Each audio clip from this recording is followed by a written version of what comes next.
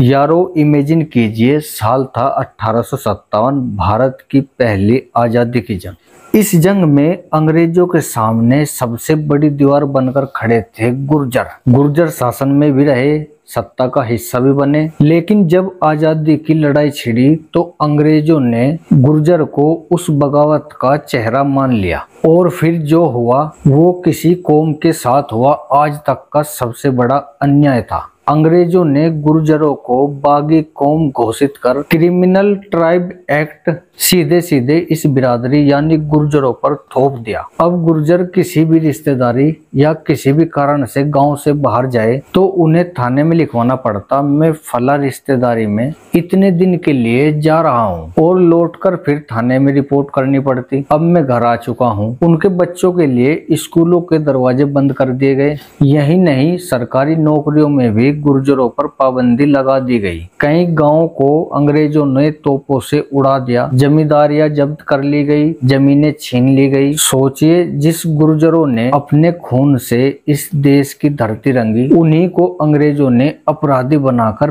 पेश किया। इसी मजबूरी के चलते गुर्जरों ने खादरों में, नदियों के किनारे, भीड़ों में जहां रास्ते नहीं थे, सड़क नहीं थी, जहां अंग्रेजों की फौजें नहीं पहुंच पाती थी, आज का नोएडा जो एशिया का सबसे बड़ा इंडस्ट्रियल हब है, उसी इलाके में 1857 के बाद गुर्जरों ने शरण ली थी। तब ये रास्ता हिंडन और यमुना नदी के बीच का सुनसान और डरावना इलाका था। ये कहानी नहीं, सच्चाई है उस कौम की जिसने जान की बाजी लगाकर अंग्रेजों से लोहा लिया। लेकिन उनके साथ कितना बड़ा अन्याय हुआ, इतिहास के पन्नों में उनका नाम दबा दिया गया।